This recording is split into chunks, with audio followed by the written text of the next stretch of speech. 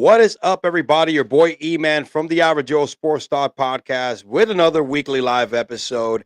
Again, for the back-to-back weeks, I am honored, man, to be alongside my homie. What's up, Cricket? How you doing, brother? Man, glad to be back. I enjoy this. I look forward to this show, man. I think it's going to be one of my favorite shows the week we do. I enjoy getting here with you, man. How you doing this week? I'm good, bro. You know, NFL Week 2, it's in the books, baby. We have a lot to react and cover. I don't know, was it me or this week was very defensive, defense concentrated. The games we didn't have a lot of high scoring games, and the ones that were projected to be high scoring did not get where near to the point, right, or the over under, man. What do you think? It was just me, or it was kind of like a slobber knocker in the great Jim Ross's words over there? Yeah, a lot of hard hitting games, man. I was on the wrong side of most of these. If I picked it to go under, it went over. If I picked it to go over, it went under. So yeah, there's a lot of good hard hitting defensive games out there this week, though, and I think we're starting to kind of see after a couple of weeks who the better defenses in the league are. We all know about the Cowboys and the 49ers, but we talked about the Patriots a little bit before we came on here. That's a solid defense up there. Steelers looked real good last night, so there's some good defensive-minded teams still in this thing that I think people have already talked about counting out, and we know defense wins championships, man. So I think some of these teams might be around at the end. We, absolutely. I think we're seeing a little bit of the rust still around offensively for some of these quarterbacks. We got some injuries we're going to talk about as we dive down to all the top games and top takeaways of the week 3. We're going to start with the Sunday slate. Before we begin, I want to tell the audience to please go ahead and give a like to this particular broadcast right now that's live. Hit the subscription button if you haven't yet. Go ahead and hit the notifications so you don't miss a single thing. You know, we're here week after week, so you don't miss any of the madness. So, man, listen, without further ado, man, I'm going to start, right, with a game that, again, if you would have told me that Baker Mayfield was going to be 2-0 at the beginning of the year and put a prop bet on it, I would have said, nah, man. I don't know about that, man. Baker wins his first 2 games of the season, man, for the first time in his NFL career. All right. What do you think of that, man? That's I don't know. There was no prop betting for that, but I probably would have gone the other way or stayed away from it. I love it, man. My Buccaneers, we start out 2-0. I still don't know what kind of season it's going to turn out. The NFC South, that we talked about being so bad, has 3 teams that are 2-0 now, and I don't know, man. I think these may be the best times. I think it's going to get a lot rougher next week. Philadelphia coming to town for Monday Night Football. We're going to find out what kind of quarterback Baker Mayfield is. If he can find a way to engineer through that thing, I'll start to become a little bit more of a believer. Right now, I'm a cautious Buccaneers fan. I've drank this Kool-Aid before, and I've seen this movie before, so I'm kind of just waiting back and seeing. But if he finds a way to beat Philadelphia on Monday, I'll start to become a little bit of a believer at that point. And even if they don't beat Philadelphia, but they're competitive, I think that's still a really good sign. I agree. Tom Brady, who, bro? This guy is 2-0, man. Really good football. Look, this game was really, really good. 26 out of 34. That's a really good completion percentage. 317 yards. Hasn't turned the ball over. 1 touchdown. I mean, Rashad White, the guy that they made their man last year. That's the reason why Leonard Fournette is not there anymore. 73 yards.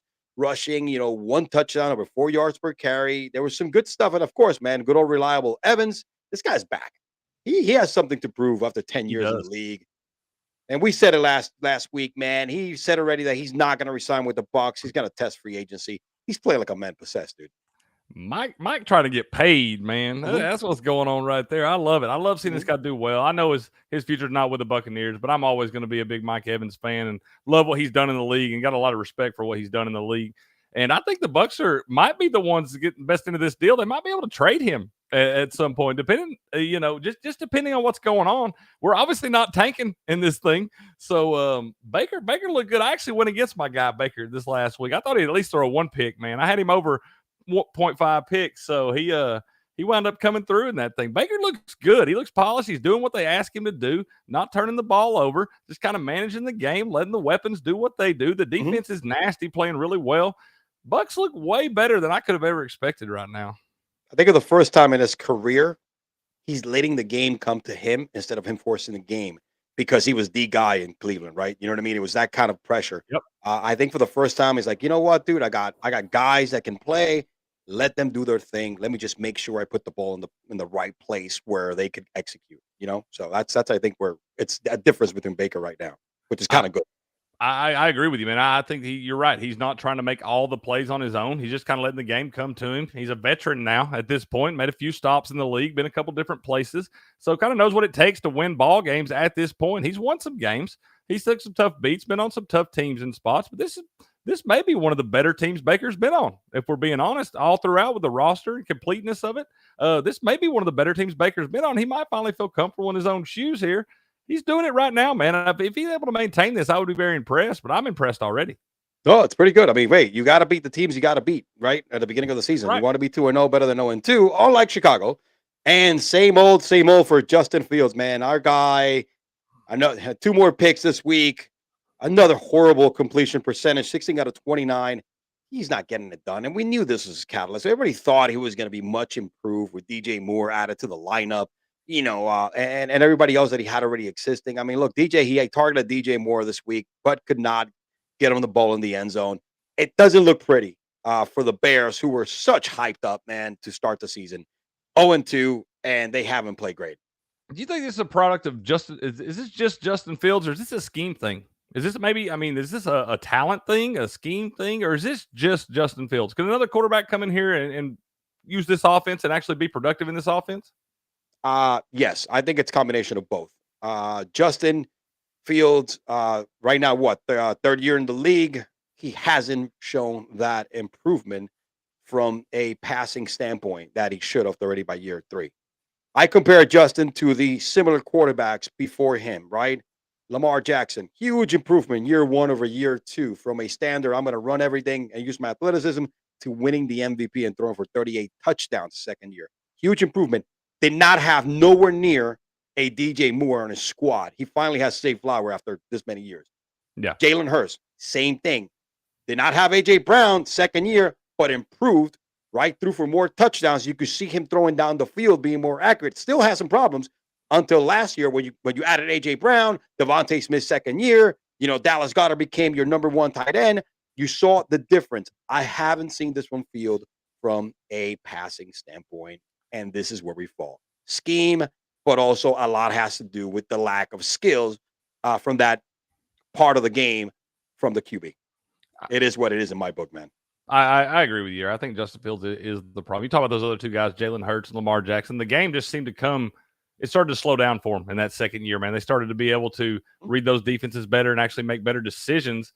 And that's what helped them throw the ball down the field. Justin Fields just doesn't look comfortable back there, man. He looks like the game's moving too fast. He's clearly an athletic freak, but I just don't think the guy's ever going to be a winning quarterback in the league. I couldn't understand why everybody was so high on him coming in. He's all these fantasy guys are talking about him, and everybody's thinking the Bears are going to be all this. And I've said all along, I thought the Bears were finishing 4th in that division. I couldn't understand for the life of me why people were so high on him. And I mean, we're proofs in the pudding now. Justin Fields is not going to be the guy for them. I hate it. I hate it for him. I hate to say that somebody's just not going to get it done, but after a while, man, you got to believe what's right in front of you. And it's showing us right now that he is not the guy and not going to be the guy anytime soon. Fantasy football and regular and real football are 2 completely different things in this world. And Different things. I think everybody has gotten caught up with that when it comes to Justin Field. I agree. You want to know a crazy stat, dude? And not going away from Justin Field, but staying a little bit of in Baker before we move on. Yeah, So lay it on me. So far, and I looked this up. StatMuse is like the best freaking app to follow, bro. You know what I mean? They throw out some of this Okay. random shit. And I saw this the other day. I saw this yesterday, actually. Most passing yards through 2 games right now with 0 interceptions for quarterbacks, right? That have more than 400 passing yards a season. So these are quarterbacks who have over 400 passing yards and have 0 interception. I'm going to give you the 5. CJ Stroud, our number 1, has 626 passing yards, no picks. Wow. Justin Herbert, 534, no picks. Your boy, Baker Mayfield, 490, no picks. Geno, 440, no picks. 426 for Brock Purdy, no picks. Wow. Okay, that's a pretty. I got a feeling that list will not be the same here in a couple After weeks. next week. Yeah. I think that list is going to shift up quite a bit at this point. Herbert, though, man, throwing no picks and can't get it done. Can't I get the know. win, man. I'm feeling a lot better about my Brandon Staley first coach fired thing. Oh, absolutely, man. Do they have a prop bet on that yet, man? We need to figure out how many games. I need to pick like the next 5 or something, and 5 or 3 more. I don't know, man. We got to look that up. It's got to be out there somewhere. It's got to be. I've seen him before, and I know it's out there somewhere. If you can find it, I would bet on Brandon Staley. He's probably the favorite at this point. I wanted to bet him before the season started, but nobody would let me. Listen, talking about a guy that is not going to get fired, it's going to be Lamar freaking Jackson. Okay? This guy found his man. We said it last week, but for the second consecutive week, him and Zay Flower, woo, man, they look good. They look good together. They're meant for each other, brother. And Lamar is happy that he has his playmaker. In addition, all right, to his tight end and Mark Andrews, who, again, came back from injury, had a good game. But Zay, brother. Zay, man. Zay has some great – he hasn't hit the end zone yet. But, dude, some of these catches and plays that he's made are really eye-opening and impressive, bro. I mean, what do you think? I mean, what do you think of that? Right there. He's right there on the cusp, man. I think some people are picking him up. I think some people are trying to back off of him to pick up some of these other guys that are hot right now. You better hang on to Zay Flowers if you can, man. This guy he's getting about 5-6 targets a game right now. That number is going to go up. Mark Andrews back. You're going to see a lot of attention go to Mark Andrews in a lot of spots just because he is such a great tight end and a great option out there for Lamar. But I think it's about to open up for Zay Flowers. I think we're not far from one of those 140, 150 2-touchdown games, 150-yard 2-touchdown games. I don't think we're that far from those from Zay Flowers, man. I really, really don't. And I think this guy is the future of this franchise at the receiver position. I mean, OBJ, I think got hurt already. I think didn't he leave the game this past week? OBJ's done, man. I can't. He's just out there for more. I mean, he sells tickets. That's it. He's done. We probably don't see him next week. He had 4 targets. Mark Andrew again became the heavy targeted favorite. Because that's you can't blame Lamar. That's a security blanket. That's his boy. But you can see that RPO stuff. That RPO stuff. Mark Andrews is going to get a lot of those dump passes and things like that anyway, just off the scheme. But the great eye-opening plays were done by Zay for the second consecutive week, and you could tell Lamar Jackson has all the confidence in the freaking world with Zay. Yeah, I mean, it's just you could see it through the television, dude. Every time he just looks at him, he's like, you see Lamar like when he's ready to throw, he looks at Zay and be like, "Yo, I know you got me. Here you go." Poop. Lamar, man, he's one of the happiest dudes on the planet, right? He done got paid. They done drafted him a wide receiver that's going to be his guy now. He'll probably ride this guy till the end of his career. Life is good for Lamar right now, man. I think these Ravens are going to be in contention this thing all year long, man. I've been on these Ravens the last couple of years. This might be the year they're able to push through on this thing. Yeah. On the other hand, though, I think we have a problem in Cincinnati right now, man. Joey revealed he aggravated his calf injury. And I think you said it in Wake and Rake, or some of us did, that calf injuries usually tend to linger. Remember, he had it in the during training camp, right? Right. That's why he didn't play in the preseason. It was one of the first practice of the year, and he was out until the first game of the year. And you could tell that through 2 games, Joe Burrow is not himself. And I think big part of it is not just the rust, but just that calf injury is still there and it re-aggravated it. So I think we might not see him for a few weeks. I can speak personally on this, man. I had back when I was playing, I had one of these calf injuries early on in the year, one year, and it it lingers on. You go 2 weeks and you feel pretty good about yourself, think it's good to go, and you wind up stepping the wrong way, or you fall a little awkwardly and land wrong, and you're right back to square one on this thing, man. Calf injuries are no joke, and you got to have a good 4 to 6 weeks to just sit down and do nothing, and he don't have that option right now, man. He's got 6-7 days in between this thing, maybe limp to a bye. I'm not sure what their bye week is, but this is kind of a problem right here. But once again, I'm not going to panic on these guys just yet. No. We did the same thing last year after week 2.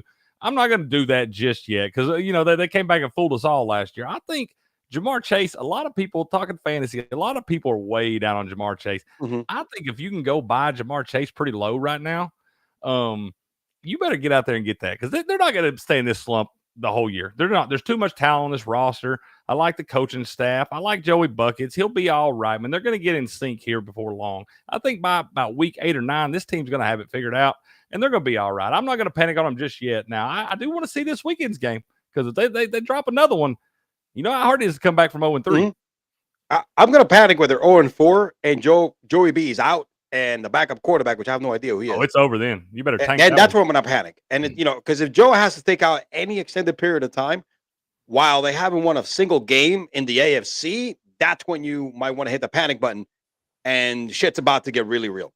Yep, that's my take. I'm with you. Yeah. That's time to go ahead and be ready to tank that thing, man. Set Joey Buckets down for the rest of the year. This is my boy Jim Plunner from founding the band, bro. He has a great podcast. We do Cigar and Sports together. Okay. Yeah, right now Herbert is looking like Rivers 2.0. Good, really good analogy there. That's pretty spot on right there, man. I like Justin Herbert too. I think this is more of a head coaching thing. I really do. The Chargers got all the talent, all the depth on that roster. There ain't no reason those teams should be dropping games. Like they damn sure should not be dropping a game on the road to the Titans right there. I just don't feel like they're supposed to lose that game. I don't think they're supposed to lose that game at home to Miami. No, I think they should be sitting there 2-0 right now. Yeah. So I think this is more of a coaching thing, man. And the sooner they get that figured out, the better off they'll be. You think about it, right? You're watching the same movie you did last year. They lost a whole bunch of games like this that were close. They were leading at the beginning of the year and throughout the season. Yeah. So it's no different. And you absolutely you got to think that it's not the quarterback's fault. Right. I think you're right. It's the coaching and the scheme.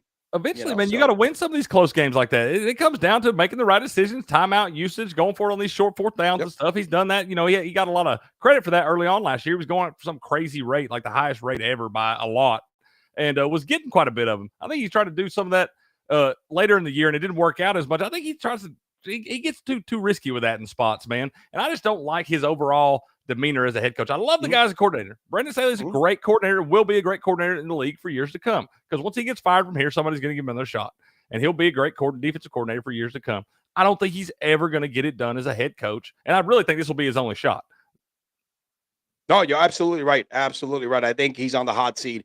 He is the coach on the hot seat right now in the NFL. And it's only been 2 games, but he was on the hot seat last year. So this is just kind of like a carrying over.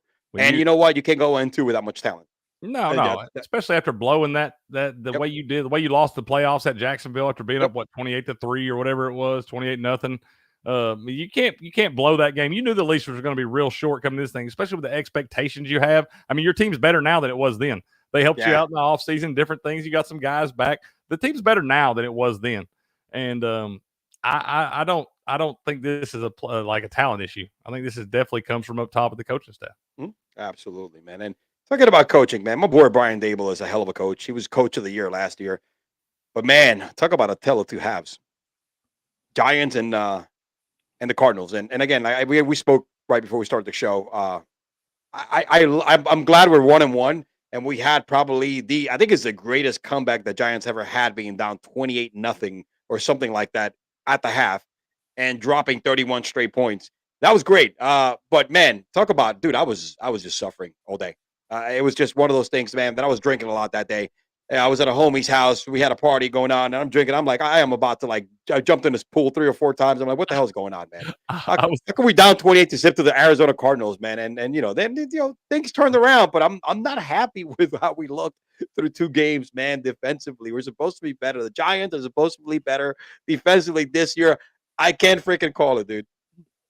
I thought about you the other day, man. I see this. I was like, oh man, I bet my boy E is upset right now. I wondered if you even watched the comeback, man, or you had to tune in later. But I felt like most of y'all probably turned that thing off and then tune back in the fourth quarter when it was getting a little closer, man. I don't know. I tried to give y'all credit after the loss to Dallas. I was like, hey, we can wash that one. Go out here, get a big win at Arizona, blow them. I thought y'all would really just kind of put it on them in this thing. It really surprised me a lot. It doesn't get it any easier for you going to San Francisco on Thursday, short week, back-to-back West Coast games with your top player, arguably your top player out of the game in Saquon. He's gonna be out Bacon's for out. 3 weeks now. Yep. So time to be looking at like Matt Breida and stuff for some of you Yeah. fantasy guys with running back trouble. I mean, that's a guy you can keep an eye on, but Yep.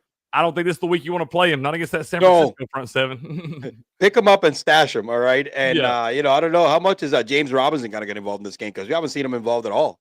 That's a good question, man. I Yeah. think that's a sneaky little. I mean, maybe a daily fantasy, a sneaky Yep. something you get real cheap, and because they'll probably be kind of running back by committee. I don't think they're going to give all the load to Matt Breida right here. And James Robinson's a guy that has shown us some flashes in the past. I hate how this guy kind of burst out of nowhere and then just kind of burn out so quick. You don't even hear his name anymore. And so that's kind of interesting. I actually forgot he was even on this team. So People do forget. Yeah, it's gonna be kind of interesting to see how they work that, but I don't think it's gonna matter, man. This is gonna be one of those things where it's probably gonna be ugly. I think y'all are about 10.5-point dogs in this thing, and it's. I'm thinking it's one of those things that look, this carries on with Danny Dimes, and we're competitive, and I'll take a loss if it's a close game and not like a 40-0 repeat of Dallas. That's what I'm looking at right now. Yeah. I think I hate laying double-digit points in NFL games, but this is one I'm kind of considering right here. Maybe I would too. I don't know how you seeing the struggles with the offense with Saquon in there. I don't see any way you're going to improve no matter who's at running back right there. And that just takes one of your best weapons away so they can focus more on guys like Waller. And I think Jalen Hyatt's got to get more involved in the offense, man. Yeah, man. He only had 2 targets. I mean, look, we got him for the breakaway speed and the separation, and he did that this game. But it's a freaking the Arizona Cardinals secondary. You and I can probably beat a couple of those guys if we get out there. You know what I mean? But not against San Francisco. I mean, dude, it's no, it's a different animal, man. I think they got to try to start working him underneath some. I know he's more of a burner guy. I've watched that guy. I'm a big Vols fan. I love my guy Jalen Hyatt, man. But I would like to see him get more involved in this offense. He's definitely got the ability. But Danny Dimes has got to find him a go-to guy, man. You look at all those different targets spread out down there to all those different guys. That just tells me he doesn't have anybody he feels like he can trust in any real spot that matters. And that does a lot for his confidence, man. If you know how you talked about Lamar earlier, having Zay Flowers now and how he looks and just feeling good, being able to throw him the ball and trust his guy, Danny Dimes don't have that yet, man. And I think Waller's probably the closest thing to it. But they don't even have that chemistry and stuff just yet. We're only 2 weeks into the season, first season together. So he's got to find somebody he can trust in key spots to get his confidence up too, because right now it looks shaky, man. Waller right now is his most targeted receiver as a tight end, but this is a lot of because of the misdirection kind of plays that they do with a tight end like they did last year. That's basically it. The reason why Waller is getting targeted a lot. It's not like he has that slot receiver that's gonna get you those 7 or 8 tough yards when you're down 3 and 8, and that's what Den needs, a third down receiver that can make that play. Yeah. And Waller, I still expect a big year out of him. I think he's going to be all right. I think he will wind up being that go-to guy. Yeah. But as long as he can stay healthy, he's had those injury bugs, but that's the key. For the 2 games he's done, he's ran some routes, he's taken some hits, and so far so good. So I mean, look, 6 receptions the past 2 games. Yeah, even came in with a questionable tag in that first game. We weren't really sure if we were going to see him. But yeah, definitely looks good right now. Look, I about what I expected. I expected him to start a little slower, but I think he will kind of pick it up here in the coming weeks. And talking about not starting slow is the damn Dallas Cow bitches, dude. And I hate talking about them because I can't stand them. But man, their defense is for real. That defense is so for real, man. So far, the first 2 games they've allowed to New York teams, by the way, only 10 points. All right, wow, they score like 30. I think the defense is great. I'm going to pump the brakes slightly. Yeah, because Danny Dimes, they got Danny Dimes in that offense in a monsoon. That's definitely a deep advantage defense right there. And then you get Zach Wilson in this one. Yeah, I thought Zach Wilson played well.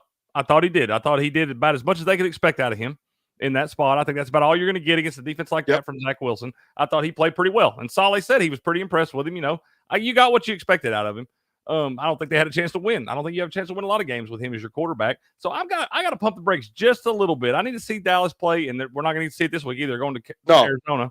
So, I mean, I got to wait till I see them play a real quarterback and a real offense that I feel like can do some damage before I can crown them kings of the league just yet. Yeah, I'm giving props to the defense, but you're right. A lot of them has been soft offensive lines. Because listen, as good as the Jets were coming in, everybody knew their offensive line was suspect. I mean, Zach Wilson threw like 3 picks this week. He's doing what Zach does, what he's been doing all his career. Dallas, I mean, look, you had 31 for 38, very efficient game with for 255 for Dak. But you notice, right? He is not forcing the issue because I'm telling you, they're keeping the brakes on him. They tell him, look, you don't need to throw the ball deep. But Yeah. he's playing cream puff secondaries right now, except for the Jets. But the Jets, when you cannot keep your damn when you're keeping your your defense on the field for so long, they're gonna tire down. And their running game is excellent. You know what I mean, dude? Yeah. ZD is gonna do what he does best, 143 yards. On paper, they are who they are, but we'll see when they're tested when they're tested for real. Our man Jordan finally got his anytime TD from our boy Jake Ferguson over there. Yeah, man, he did. He's high on that guy. Had a good game. Tolbert was very active in this thing the other day. You're right. Dak not making any mistakes, doing exactly what they asked him to do. Doesn't have to. Got plenty of weapons around him. Got a nasty defense. Got a solid offensive line when they're healthy. Dak doesn't have to do much, man. Just sit back there and just take what they give you. That's all you got to do with this team. When you got a defense that's that strong and that many weapons around you, you don't have to be the superstar, man. Just drive the machine. Yeah, don't fuck this up, Dak. All right, you got that's the best all you got to do. team. Don't fuck it up. Yeah, you got a better team than Tony Romo ever had in his freaking career. All right, so you have a lot of weapons. Pick your poison. Cooper Rush is a perfect example right there. Anytime he goes to the backup, man, that guy's got like an 80% win percentage. He just because he goes there, doesn't try to make too many plays. He just drives the machine and handles business. Yep. Talking about driving the machine, picking your poison. When I look at the 49ers play, that's what I see every time that offense takes the field. Pick your freaking poison when it comes to who the hell is going to beat you today. And look, I am so impressed with the Rams, right? Likewise. I really am impressed with the Rams. It's just the 49ers are a team that are built just to win ugly games, win blowouts. Look, Brock Purdy did not have a great game throwing the ball. Again, did not turn the damn ball over, even rush for a touchdown. Pick your poison. McCaffrey, another 116 points and rushing touchdown. Purdy rushed one in. Debo did his Debo thing. You know what I'm saying? Yep. Switchblade, whether he's running it, whether he's catching it again. Look, they focus on Brandon Ayuk this week. He hit him with 6 targets, but this team knows they know what they need to do every time they get on the field, and it's not about one main superstar. Even though they got guys that can come in the clutch and make the clutch plays, it's just such a freaking well-oiled machine that it's unreal, man. This is not a slouch they beat this week. I agree with you, man. I got to admit, I was thinking the 49ers, everybody's so high on them. I was thinking they're probably going to take a step back this year, man. Nope, not even close, man. They are clicking on all cylinders real early in this thing. We'll see if they can maintain it. Debo the other day, I had him over 12.5 rushing yards for the game. One of my props. First carry went for 17. I love it when they do that. Right off the rip. Just go ahead and get it for me. I didn't even get to see it. I just checked the box score off the bat. He's already got 1 for 17. I'm like, that a baby, cash it. Put the money in the bank. But yeah, the Rams is who I was impressed with in this thing, man. I think the Rams did not get any respect coming into this thing. They were expected to be one of the worst teams in the league. They are not.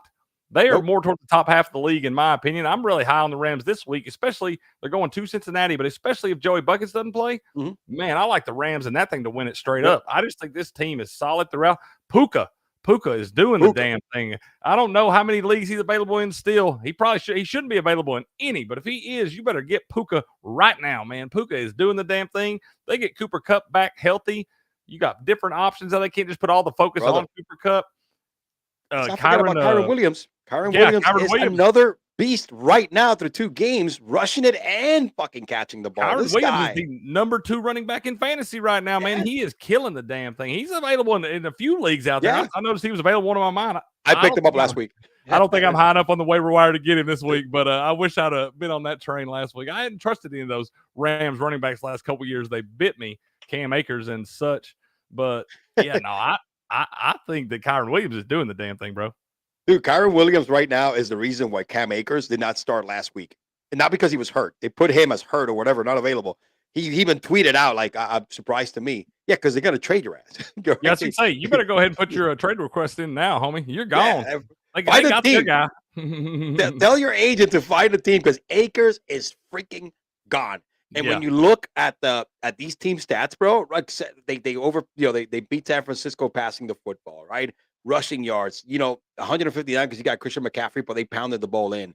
Average yards per play close together, point score. They look interceptions and freaking fumbles lost. I mean, they're really, really close. They were close, man. It was a close game. Yeah. The Rams are going to surprise some teams just like New England. they will not be an easy out week to week. What about Sean McVay? You can't tell me that man didn't know what the spread was. I think it closed at 7.5. Man, they kicked it like 4 seconds left. They're down by 10. He just kicks the field goal for the old cover right there. I was like, you got to be shitting me, man. Hey, You man. got to be shitting me. I didn't mess with it. I didn't lay that many points. I took the Rams. I was on the Rams. So it actually worked out for me. But I was like, I thought I'd already chalked that one up, man. I actually took them in game at plus 10.5, so I wasn't even sweating it. I didn't get it before the game. So I had the 10. I had my hook cover right there anyway. But that man kicked the pointless field goal for the cover right there. There's some people that were sick, man. You know, talking about sick, man, is this man came back. And you want to say he wasn't sick, he was injured, but I think the Commanders are glad to have Chase Young back. I believe sir. They're 2-0. He came back in a nice fashion. Didn't he get a sack also this game? And you could see the difference of that defense this week on that comeback, on that insanely comeback against the Denver Broncos, who right now are not in a happy place, man. What do you think of that of the Commanders, bro? It's Eric Bieniemy starting to grow on this team. Man, I think so. I think there's a lot of drama, some rumblings from the locker room coming out early on this season, how he wasn't personal with the players. I think it might have helped. Sometimes that's bad pub and it creates some things. I think it might have helped. I think it created some communication between these guys. Who would have thought that this very well may wind up being the craziest game of the NFL season? Who would have thought the Broncos and the Commanders would provide so much entertainment? Broncos jump up 21-0 early, man. They battle all the way back in this thing. And the Commanders pretty much got it control. They get the Hail Mary at the end of this thing. And, man, this was a nuts game. I'll tell you what, newsflash, though, Broncos still suck. I don't care. There ain't no reason you should be losing the first 2 games of the season at home to the Las Vegas Raiders and the Washington Commanders. I'm sorry, but you ain't back. And then, I don't see any time you coming back anytime soon. Sean Payton is not really getting it done. I mean, it's too early to tell that on Sean Payton. I still don't think Russell wants to play well. He played well, but this team continues to find ways to lose close games. And I don't get it. And it's completely different types of games. They lose 17-16 last week and turn around and lose 35-33 this week. So it's 2 completely different kind of games right there. And I feel like this tells me there's a lot of question marks in a lot of spots. You don't know what you're going to get out of this team from one week to the other. So I think you avoid totals in this game. I'm avoiding Broncos games altogether until I get something else from these guys, man, because I don't know what to think about them. I thought they would win this one going away. I thought they'd win both of them going away. Sitting here 2-0, and just they got to be one of the most disappointing teams for me. I mean, they do look better under Sean Payton. They do look better. Hackett, right? They do look better. Russell looks better. Yeah. I mean, think about this, right? Russell right now on Sunday just actually became the first player in NFL history to reach 40,000 passing yards and 5,000 rushing yards. You know, that's that good of a career Russell has had. He's going to be a Hall of Famer. He's a Hall of Famer. Yeah. Yep. No he's doubt. Be a Hall of Famer. No doubt. You know, and probably the last small quarterback, because he's like a beefier kind of small quarterback, on like Bryce Young and stuff like that. That is going to be more successful up there. You know, not in the same page of Breeze. I think Breeze absolutely is the greatest, smallest quarterback I've ever seen. Top 5 probably in the league of all time, you know, whatever. But I think Russell's, you know, has put himself a nice career. Like you said, we've spoke about how much is that as part of the system, you know, Pete Carroll or whatever the case may be. But, you know, he's put up some good numbers in his career and he is looking better. But you know, honestly, man, I think Eric Bieniemy influence in the Washington Commanders is pretty good, because I mean, you got Sam Howell throwing for an efficient 299 yards, 2 touchdowns, racking up the running game, 122 rushing yards, 5.3 points per carry. I mean, Brian Robertson right now does not look like the Brian Robertson Jr. from last year. No. You know what I mean? 35 points, the most points that a Commanders team has scored since like 2020. Wow. Sam Howell is sneaky good, man. Yeah. Sneaky good in this thing. I do. I like what I'm seeing out of these guys right here. I really, really do. They just Brian Robinson Jr. right there getting it done. I think he's number 4 running back in fantasy right now. Okay, they got a big time game coming up this next week. Welcome the Bills to town. That's going to tell me a lot about the Commanders, man. That's going to tell me a lot right there. This is a big game, I think, for both teams. The Commanders are 2-0, and of course, now that you mentioned the Bills, let's jump on to the Bills. I mean, Josh Allen made it back. They beat a team that they were supposed to beat in Las Vegas. They're not. I don't think Vegas defensively will be able to keep up with them, and I don't think Jimmy's going to win some games, but he's not going to beat good teams. We've seen that in the past. Right. But man, Josh made his comeback after having that disastrous game 1 in New York, man, against the Jets. He came back 274 yards, 31 for 37, 3 touchdowns. Back to the reliable Josh Allen when he was in his MVP form. So Love James Cook, which I know this guy's he's gonna be doing this more and more often when Yeah. the time serves itself because he is this kind of back. 123 rushing yards and 17 carries. And he's a top 10 fantasy running back right now and has not even found the end zone yet. Nope. So he's going to start finding some end zone. He's going to get some of those short yardage carries and stuff. He's going to start getting in the end zone some. When he does, he's going to be a fantasy monster right here. I like what they're doing with him in his second year. I really think this guy's going to be a player in the league for years to come. I really do.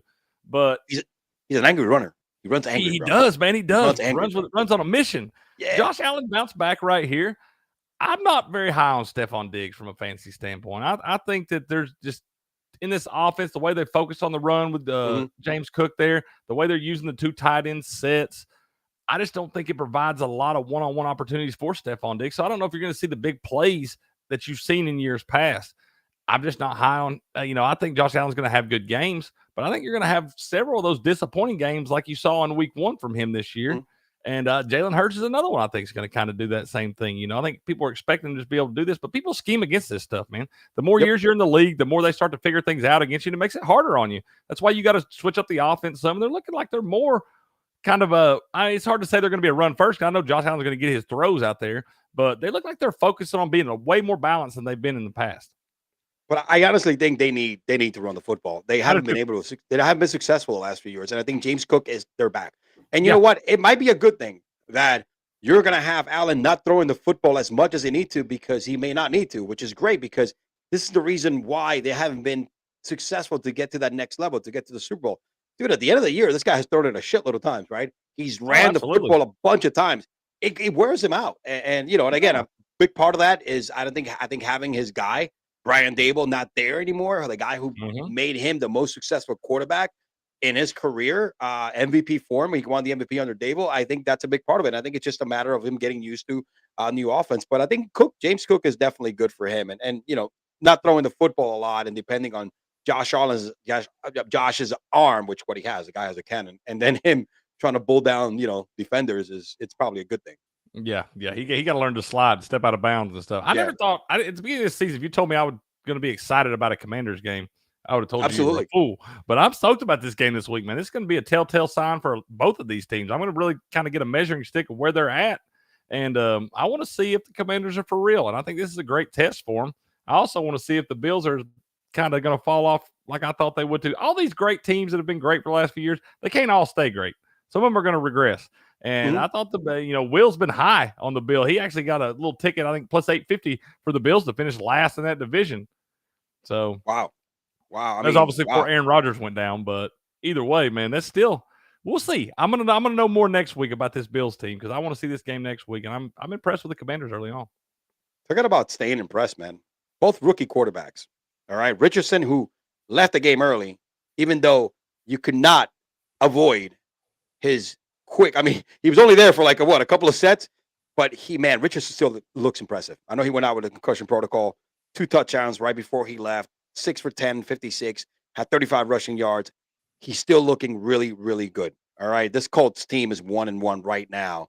And it's all thanks to Richardson. And of course, man, the Minch man, Gardner Minshew went in there, man. And this is what I love this guy. Because he's one of those guys that you plug and play, man. And he just keeps the ball rolling. He is awesome. Gardner Minshew is the man. He has been one of my favorite players since his days at Wazoo, man. He just, like I said, just hanging out over there. They're like, hey, Gardner, you're in. He just comes in, throws for about 70% completion percentage. Gets one tutty, no picks, just methodically runs the machine like you're supposed to do. But Anthony Richardson, man, I had him over 28.5 pass attempts. He was going to just crush that. He was going to throw it like 37, 40 times or something like that. And I see him go down and I'm like, no, there's no way they're letting that guy play with any kind of concussion concerns. He's not getting back in the game right there. But, no, and it is the right thing to do, man. This is the future, man. And this guy already did 2 games. Absolutely. You could tell right now. The Colts, Jim Irsay is like, dude, break them. We're not going to sign Jonathan Taylor. The money's all going to go to this guy, bro. We'll draft a running back next year. It's not looking for Jonathan Taylor good. It's not looking good for him anymore, man. If this guy keeps playing as good right now.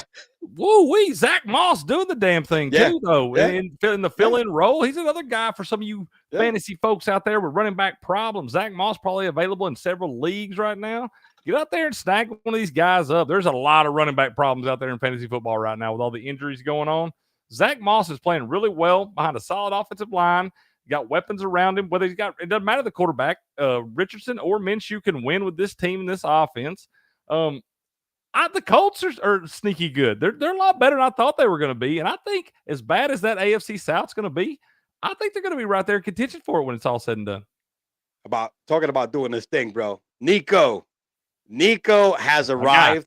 Everybody was high on him before the year started because they said this guy is the man. He's going to be the man for CJ Stroud. Hasn't disappointed the 2 games, and he had a blow-up game. All right, in game 2. 146 yards, 7 receptions, 8 touchdowns. Tank Dell. I mean, CJ Stroud, man, he was just slinging the hell out of this football, boy. He was just throwing that shit, throwing some darts, man. 384 yards, 2 touchdowns. I read you that stat a little earlier about, quarterbacks with 0 interception, over 400 passing yards through 2 games. He has 684 freaking passing yards, man. This kid is just I love CJ Stroud, man, over Bryce Young. And you could just look up at some of my shows, man. I picked him to have a better year than Bryce Young. I know it's early, but I like this kid. He's big, strong. I like him. I just like CJ Stroud a lot better than Bryce Young. Who would have thought that the Houston Texans would be a fantasy football treasure trove? Yep. Bro, I think you could take it. You see, got 3 guys down there. Scroll back down to those receivers. Look at Robert Woods, bro. Robert Woods too. Look at the targets. You got 3 guys with 9+ targets right there. 4 guys with 7+ targets. 3 guys 6+ catches. I mean, they're throwing the pill down there in Houston, and they ain't going to stop. It sucks for some of those people that hang on to Dameon Pierce and keeper leagues and whatnot because he ain't going to really get the touches he needs to. He got to get more involved in the passing game. But I'm telling you, man, these Texan receivers, the top 3 guys, 3-4 guys, are going to give you fantasy production each week just based on the scheme and how much CJ Stroud's going to throw the ball. The boy can throw the pill. That's all there is to that, man. The Texans are headed in the right direction. They're young. It's going to take a year or 2 to get on the right track, but the Texans are headed in the right direction. I love D'Amico Ryans. I really think they are doing things the right way, but I never in my wildest dreams would have believed the fantasy production that's coming out of the Texans right now. It's absolutely blowing my mind, but I like what they're doing. Not this quick. And you know what? And unfortunately, look, if you separating fantasy football, which love it. I mean, this is like a fantasy, like you said, treasure chest right here. Nobody expected like a little box of surprise, right? When you just open it up and like a box of chocolates. You never know what you're going to get. And right now, you're getting a bunch of shit out of here offensively that is really, really good. Good wide receivers, great quarterback play. But in the real world, dude, they have to figure out a way to run the football. Dameon Pierce is that guy. They just haven't been able to figure that part out yet because, again, the offensive line is not great.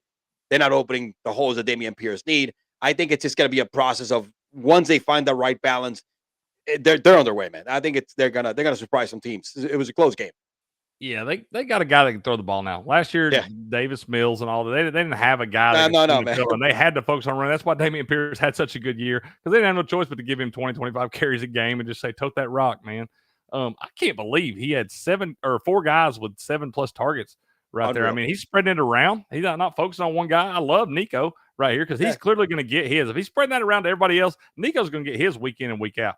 He's going to get 10, 12 targets, probably 7, 8 catches. You're looking at around 100 yards, I'd say. I mean, they're clearly going to chunk the pill as long as CJ Stroud stays healthy.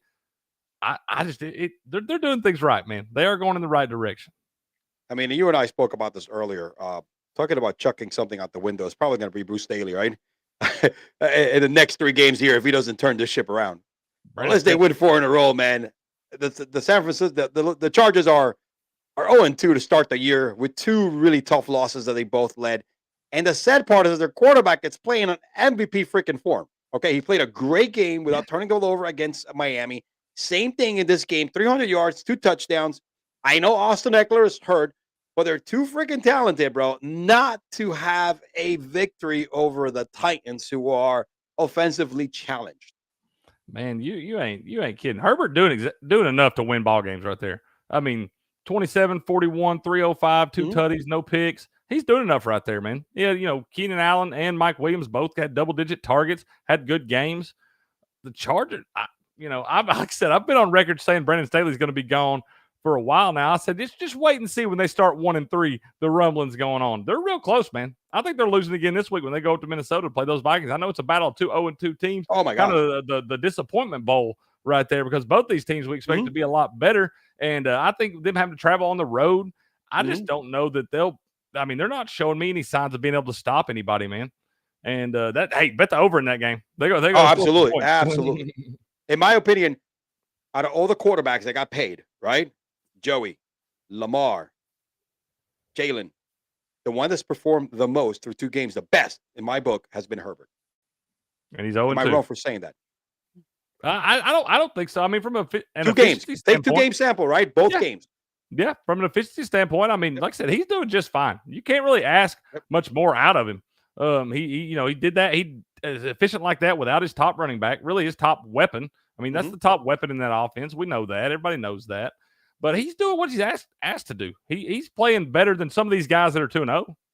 Yep, absolutely. Absolutely. And I mean, and for the Titans style, that Tannehill doing what Tannehill does, this is how they win games, right?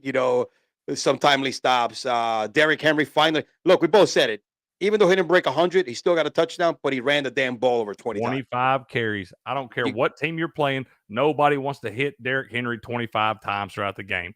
But they start to shy away. That dude gets stronger as the game goes on. The more carries he gets, the better he gets. And if they don't give Derrick Henry 20-plus touches a game, they should fire everybody. Absolutely. It is the only recipe strategy that works for Tennessee.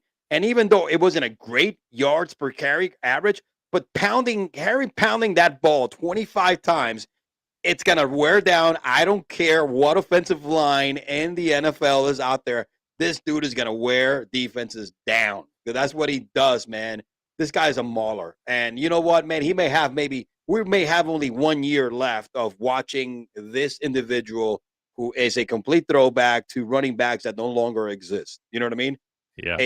A ground and pound, get out of my way, bro, because I'm going to run you over, kind of like Nick Chubb. Shout out to Nick and prayers goes out to him because of his injury. But this is the kind of guy, and this is the way that your Tennessee's going to win. I don't you forget about anything else.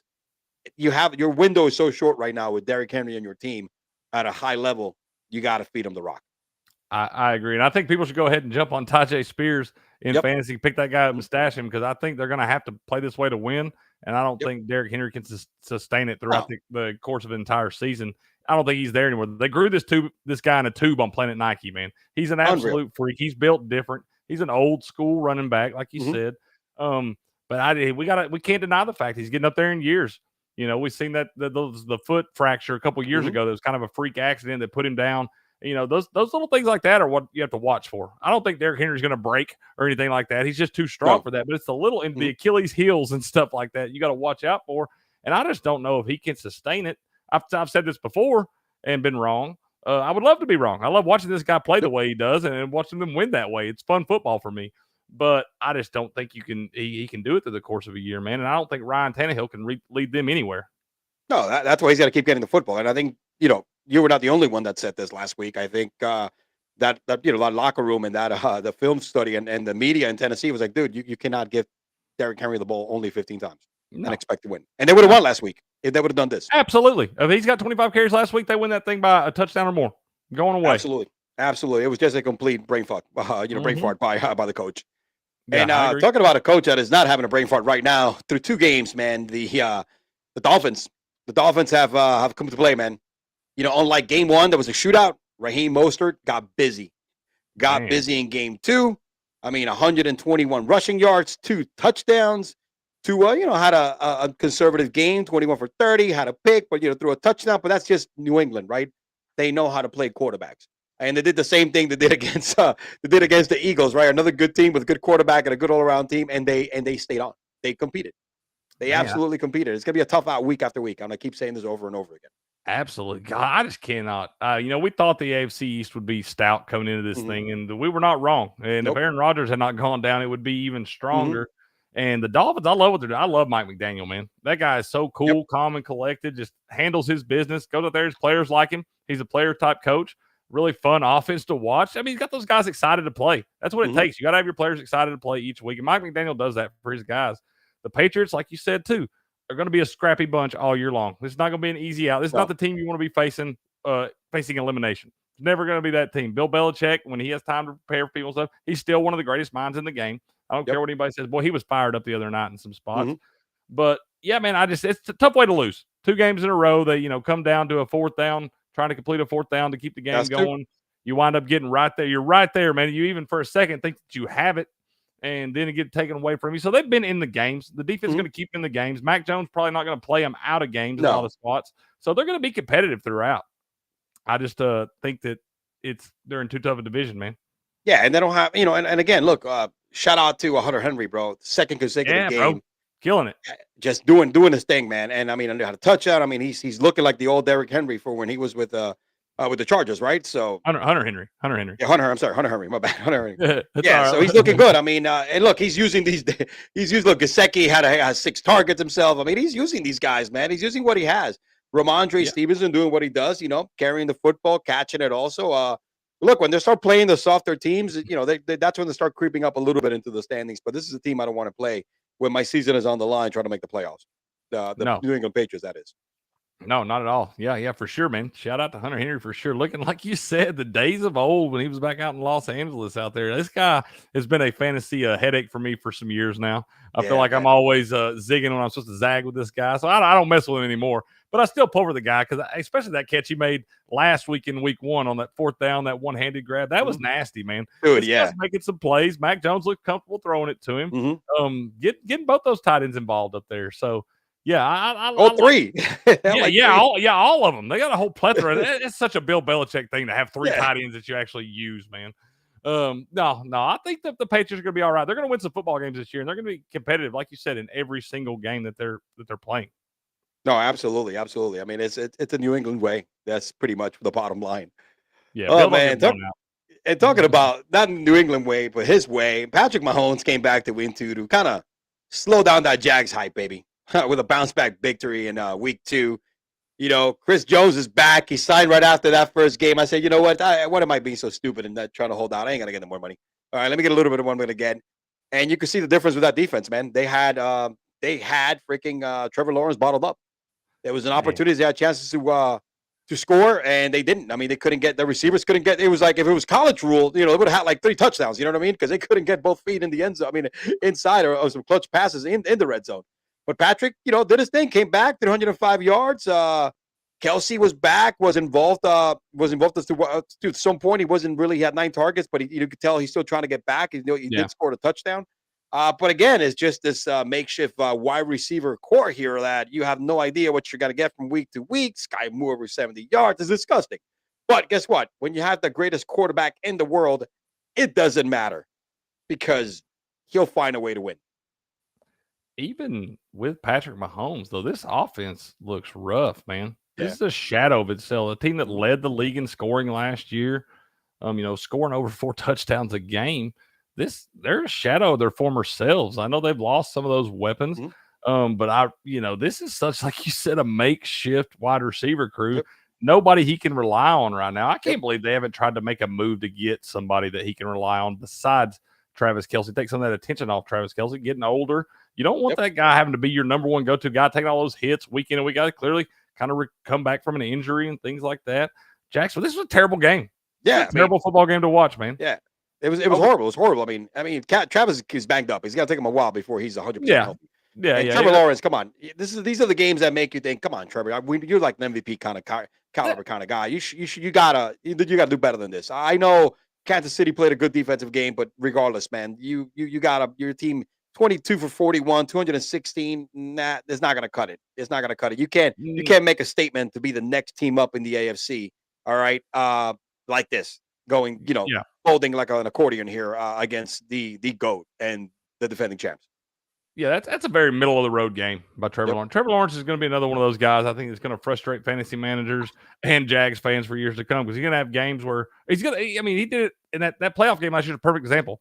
He played one of the worst games you could ever play in the first half, and then turned around and played one of the best games you could ever play in the second half. I think that's the epitome of what you're going to get out of Trevor Lawrence probably the entirety of his career. He's going to have some weeks where he's really a game breaker and some weeks where he just lays an egg. He didn't really just play bad in this game. He just didn't do anything to turn any heads. And really, when you can't get in the end zone, you're not going to win any football games in the NFL. That just is the way it is. And that's the difference between, Patrick, who to me, Tom Brady's retired. This guy is the man right now. It's him, and the tier is really far behind, all right, until guys start doing what he does with teams like this. Because he's the one who put the Kansas City Chiefs into position to win this game against a pedestrian, effort by the Jags. Yeah, this was one of the highest totals of the week. I was on the over in this thing. It was like I 50 and know, a half, man. 51. I thought for sure. I was like checking the score. I didn't even watch any of the game. I was checking the score and I look over. It's like 3-0 with about 4 minutes to go before half. I was like, what are they doing down there, man? Yeah, shout out to Jim. Yeah, he said James Robinson was cut up to the preseason. I'm like, thanks. I knew I haven't seen him around. Yeah, you're right. James, It's my own team. I didn't know what the hell was going on, man. You I know, started to we're say, gonna. I was like, I didn't know where James was hanging out these days. I was actually kind of excited, man. I was hoping to get to see him get a few touches on Thursday. Yeah, me and Jim are hooking up on Friday for cigars and sports, man. As we do an edition every other week, and we're definitely gonna hit some Giants. And he's a big Steeler fan, Okay. and we know cigars talk. You know, we got to go out talk to some NFL. You know, do some other stuff, man. We have a really good time with that show. So That's definitely awesome, people tune man. in.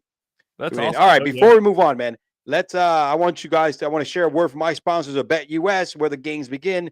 The link for my link for 125% deposit bonus is in the description.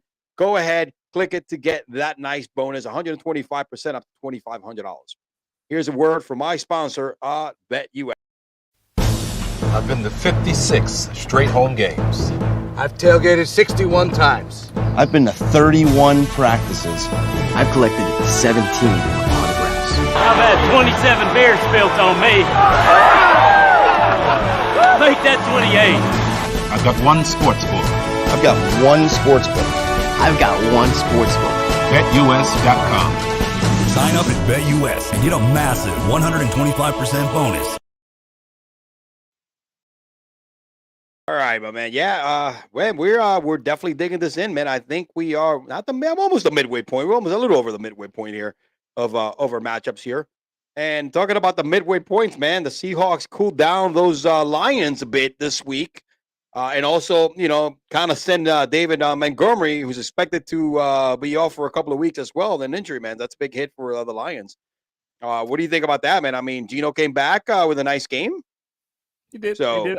I've seen this too many times before where a team gets like blown out at home in the 1st week, a team we expected to be pretty good, and then a team that we knew was going to be good, but they had a tough road game in week 1. They wind up finding a way to win that, and they have to come back home. And welcome this team, and everybody's on the side of the home team in that spot. Yep. Everybody expect the Lions.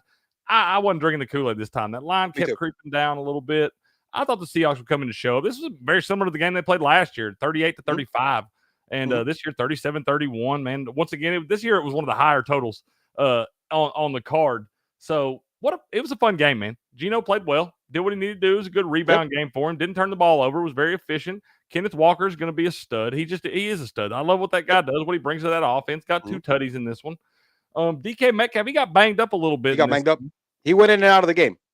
Tyler Lockett had a signature Tyler Lockett game where he kind of doesn't really play great in week 1, then comes out and gets his 50 to 60 yards and 2 touchdowns. That guy's notorious for doing that all throughout his career. And one of them was a clutch freaking catch too, man, by Gino, man, to give him the lead for the game too. That was yeah. And the Seahawks look good, man. I hate to ever think of must-win games early in the season, but I feel like anytime you drop your first game of the year at home and you have to go on the road against a good team, it's going to be a solid team right there. This is a big-time win because you start looking, this could be a team that you could face in the playoffs. This could be a team you could be fighting for the wild card right there down the stretch. So this is a big-time win for the Seahawks, getting the head-to-head and actually getting some confidence back in that team after a really, really lackluster performance in week 1. Yeah, one thing about the Lions and the Seahawks, they will be in this type of game against other teams very often in the year, which is very fun to watch from a betting and a fantasy standpoint. You know what I mean? Oh yeah. David Montgomery, of course, he was the lead back again. 16 carries, 67 yards, 1 touchdown. He ain't gonna be the lead back no more because it's gonna be Jahmyr Gibbs from there on, man. Time for the forget about take out the training wheels, brother. We're trying to slow walk this kid in. And it ain't happening anymore, my friend. My friend, ain't happening anymore. There you go. Training wheels are off, brother. He's gonna be the man, getting all the carries. I think so too, man. I think for once again, especially deeper leagues, some of you guys in running back trouble, look to maybe pick up Craig Reynolds right there. He's gonna get some carries. They're not gonna just pound Jahmyr 25 times, So Craig Reynolds is gonna get some, may get some of the short yardage stuff in the red zone. So kind of somebody, if you got those running back troubles, maybe in deeper leagues, look at Craig Reynolds in that spot.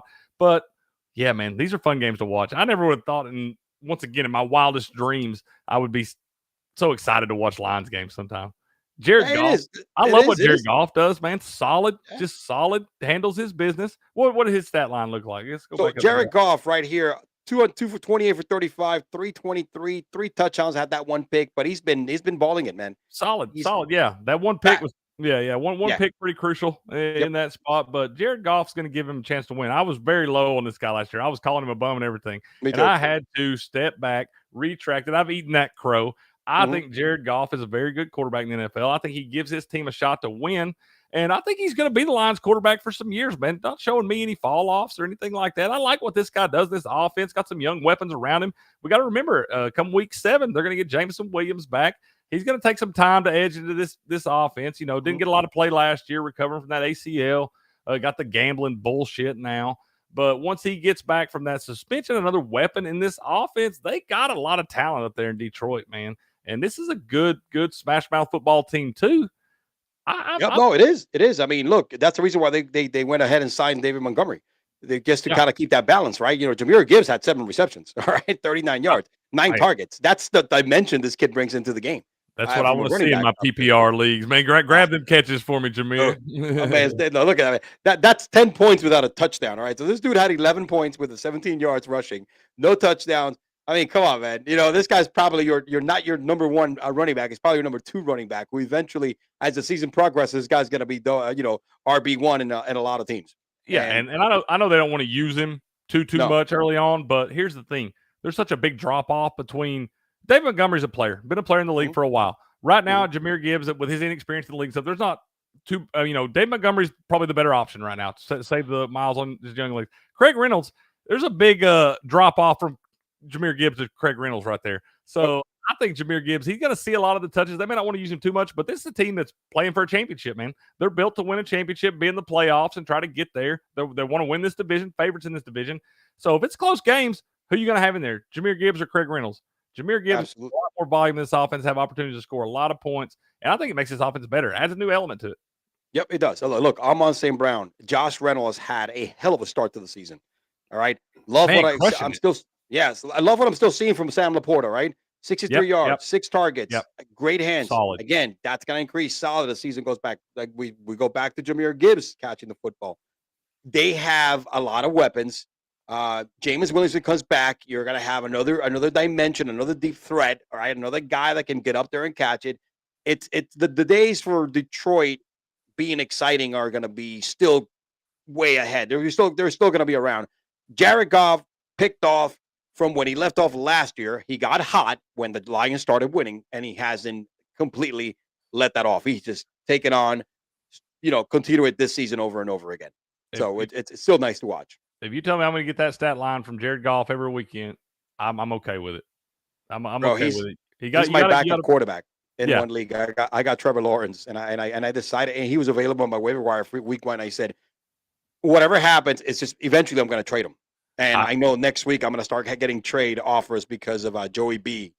Might be sitting a couple of weeks. I want to be taking those trade offers from Trevor Lawrence, but I don't know that I would deal Jared Goff. I think I'll take either one right now. Right now, I got bait, man. I got bait in the quarterback position. Pretty good. Yeah. That like I said, Jared Goff. You talked about the shootouts these teams are going to be in. He's going to get his fantasy points, man. He's going to be throwing that rock around. He's going to get touchdown passes. I like Jared Goff from a fantasy standpoint right there. Talk about Josh Reynolds, man. He bailed me out. I've got this dynasty league. I've told you. I'm like, they're like 4 or 5 years into it, so I inherited some trash ass team. So I've been trying to piece this thing together, man. I'm GM of the year in that thing, trading every week, picking up waiver wires and stuff. But I'd snagged Josh Reynolds last week and actually had him in the lineup, and he went off for me and got the job done. I got a big win, man, big upset win this week. So Josh Reynolds, if he can maintain this, that dude is a monster. I plugged him in too, man. I had some injuries this week. I had Eckler in one league who was hurt. I had Brandon Cooks who got hurt, and I forget who else I had. And I needed to kind of like move around running backs, and my flex position became open. I was able to scoop him up, and I started him. I still lost the game, man, because it's just, it's super flex league, one of those leagues, and I could not win. But however, he did get me some points. I didn't embarrass myself, which is always a good thing. I mean, loss is a loss, but for sure. Sorry, go ahead. Sorry, real quick, Josh Reynolds. He just gets a lot of red zone targets, man. He's getting a lot of targets in the end zone and stuff. So that's what you got to look at from a fantasy standpoint, because he might pick you up that extra 6 points right there. It might only be a 4-yard touchdown pass, but those 6 points add up pretty quick. Remember last week, and I think I mentioned in Wake and Rake as well, that Bijan Robinson is Saquon Barkley 2.0. Yeah. Second game of his career. Look at his stat line. Has not reached the end zone this time. but I had 124 rushing yards in 19 attempts. Look at that yards per carry, over 6.5. Then catches 4 footballs for 48 yards. Saquon Barkley 2.0, man. Saquon was this gifted when he came out before injuries, right? Nobody has seen something like that in that matter. Maybe McCaffrey, but not from an athletic beast standpoint. This dude is a freaking freak of nature when it comes to athleticism and God-giving ability. Running, catching, playing this damn game. That's one Bijan Robinson, brother. He is, man. I actually am trying to trade him right now. Just to get, I'm trying to. I've got pretty set. I got James Cook and Kenneth Walker too.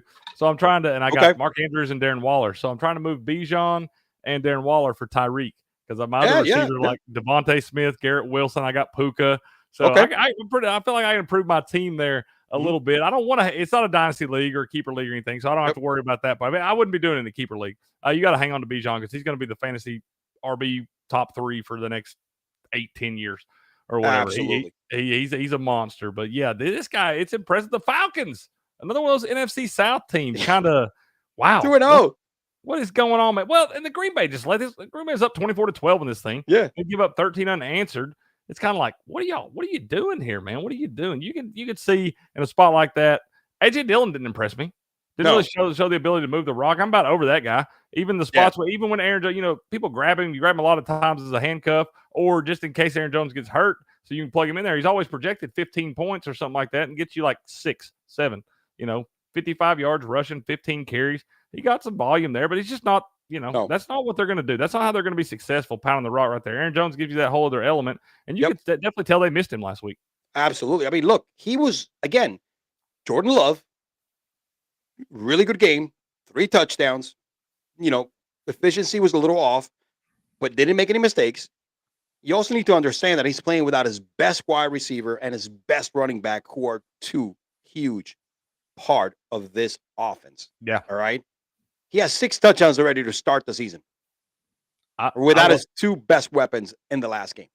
I love what that guy's doing. I think, Chris over at Patriot Sports Radio, man, they're preaching this thing. We didn't know whether to take it as a homer said MVP, pick man. We were all bullshitting. Yeah. Man, we thought Packers fan, big homer pick or whatever. Nah, man, Chris is preaching the truth. Jordan Love is doing the damn thing. And just like you said, without his top 2 weapons right now, when Christian Watson gets back in this offense, if he can throw the ball like he's throwing to some of these other guys out there, he's got running around another patchwork wide receiver core. When Christian Watson gets back, that dude's a player, man, a big target that a guy he can lock in on and focus on in those key spots. Jordan Love is, I think, number 3 fantasy and quarterback right now. Doing the damn thing, bro. And he's number 3. He's the other one that doesn't have a pick, but he doesn't have exactly 400 passing yards. He has like 396. That's why I didn't put him on my list. I needed to pick something 400 or something right. like that. I understand. He's gonna have a test next week as the Saints come to town. Saints, one of the better defenses in the league, in my opinion. I think that's going to be a big test for them. But I like the Packers to rebound back at home against the Saints this week, and I'd like to see Jordan Love keep this train rolling. If Aaron Jones is healthy and they get Christian Watson back, there should be no reason why they're not the favorites. You know what I mean? Because the Saints haven't done anything. We're talking about the Saints soon here. They haven't done anything to impress me being 2-0. Yeah. Talk about impressing, man. We bashed the shit out of this guy, which I still feel strongly about the same thing. But Desmond Ridder had a serviceable game. All right, man, he got me this week. He got me. I had him under. That was a good pass that he hit. What was his name? Drake London there, man. All right, in the end zone. All right, 7 targets. He actually was throwing the football out here. A lot of that was Bijan Robinson running the hell out of the ball, and Tyler Algier did not have the monster game he had the week before, but he had 48 yards. That's what they do, man. Because look, Desmond had himself 39 yards as well on the ground. It was just one of those things that the game script was working, and and kind of Green Bay let this one get away from them. But hey, shout out to him. I don't, this is the best game he's gonna have, pretty much. I mean, you're not gonna get anything better than this, or like last week. So I don't think you will either. I was on him under 185.5 passing yards this week, and he got there easily, man, surpassing by over 50 yards. I was like, wow, blows my mind. Yeah, Green Bay at the end of the year, if Green Bay winds up on the outside looking in at the playoffs, they're gonna think back to this game, and this will probably be the spot they let one slip away. Now, how do they respond? Do they bounce back? They come back home, get a big-time win, try to get some confidence back? Or do they come back home and lay an egg? We're going to see. We'll learn a lot about this team and learn a lot about Matt LaFleur and all on how they respond after this game. because the Saints like to play smash mouth football. They're terrible football games to watch. Yep. 16-15 against the Titans, 20-17 in this one. They didn't score a touchdown in the third quarter. I had to wait for my damn first touchdown bets to be trash for the third quarter. Listen, dude, Jamal Williams, and let's move on to the Saints now that you segue into that. Good way of leading me into the next topic here. I see you change it. They were not pretty. All right, look, another so-so performance by Derek Carr. I know he threw for 300 yards in the last game, and no touchdowns in this one. Jamal Williams is out for a couple of weeks. Yep. At least next week. After next week, they'll have what's his name, Kamara back, right? He's suspension, but still depleted because they had big plans for Jamal with Kamara in that particular lineup. You know what I mean? But they haven't impressed me. They're 2-0 because just their matchups. All right, who they play. That defense is really good. That defense has stayed in there. That defense was manhandling Bryce Young and that offensive line, all right? That defense was just like beasting it, and they only won by 3 points, just like they won by 1 point against Tennessee, who's also offensively challenged, who doesn't have a quarterback, all right, that's any good. Bryce Young is young, he's a rookie, and he doesn't have an offensive line. He shows some moments this week again, but he's going to have a long season, because they can't protect him. But it's not a good team that they beat, and they're 2-0, and to me, this is a very, very fugazi 2-0. You know what I'm saying? I'm with you, man. They go get Bryce Young hurt. Yeah, that offensive line, they got to. I mean, I don't know how long I don't know what they're going to do, though. He's not big enough to be able to keep getting hit like this week in and week out. And I know that the Saints have one of the stiffer front lines, front defensive lines, front seven. They got a solid core out there in New Orleans, but Bryce Young and the Panthers should not be in this game, in my opinion. No, with the Saints. I'm not impressed at all by the Saints. I'm not impressed by what I'm seeing out of Derek Carr on the offensive side of the ball. There's just not. I mean, I like what I'm seeing out of Michael Thomas. Yeah, me too. I thought bouncing back, looking pretty good. Chris Olave's making plays. That guy's one of the best receivers in the league. I don't care what anybody says. One of the most talented. Yeah, what a catch, bro. What a catch, bro. One of the most talented receivers. He could have almost had a touchdown. Our boy Eric over there at PSR got screwed on that. He had an Olave anytime tutty that would have hit a parlay for him, and it got you by an inch, man. Sorry about that. But I'm not impressed with the Saints offense. No, I'm not. Derek Carr, that's why you brought Derek Carr in, to be able to run this thing methodically. You already knew you had the guys on defense. This was the missing piece. You needed the quarterback to be able to make this thing look like an NFL offense, and it doesn't right now. No, it doesn't. No, it doesn't. Does not look like an NFL offense, and you beat a really bad team with a bunch of rookies and some veterans and that offensive line with no offensive line. This is like as bad as any offensive line in the league, or probably the worst offensive line in the league, because you saw it last night. It was just they could not protect Bryce Young. And again, look, it's Bryce Young is a small guy, and I don't mean small in stature, but also he's not a thick dude. All right, he is not. He's athletic. He's quick. He's a trim individual, right? He's built for speed, bro. This guy's not built to take hits for the long term of a season. And I'm anxious to see how he responds. There's a couple spots last night where, in the red zone there, kind of make, what's the way he played at Alabama, making those plays, something out of nothing.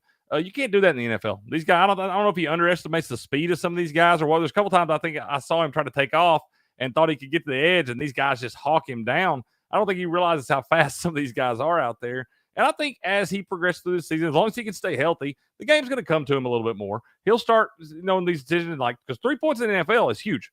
You got to pick up, though, when you're down 6-3 right there, you're tying the game up. You wind up turning the ball over, and the Saints go down and score. Now it's 13-3. And so I think he'll start to make some better decisions in those spots. But I don't know. Some of these plays are going to be unpreventable just because of how hard he's going to be getting hit, because this offensive line is so bad, man. It is. It is. I mean, some of this stuff is just, nature of the beast, right? And the beast is they don't have protection for the kid. No, they do not. And talking about protection, man. First and foremost, our prayers. I think everybody in the NFL, all the fans are definitely sending prayers up for Nick Chubb, man. One of the most gruesome injuries I think I've seen in recent years, and man, that was bad, dude. I feel bad for the dude because you and I were talking about this offline. Nick Chubb is the identity of the Cleveland Browns and has been the identity of this team now for 4 years. And it's a big hit. Yeah, man, this is one of the, everybody talks about how crucial the Aaron Rodgers injury and some of the big injuries to some other players and how much they affect their team. I don't think anyone's more crucial than this one. I don't think any team's going to miss a player more than the Browns will miss Nick Chubb. I do like Jerome Ford. Yep, me I too. think he it's a different type of offense with him in there. He can catch the ball out of the backfield a little. I know Chubb can too, but Jerome Ford's a quicker guy. You better lock him down in fantasy right now, folks. He's definitely going to get some volume in this offense.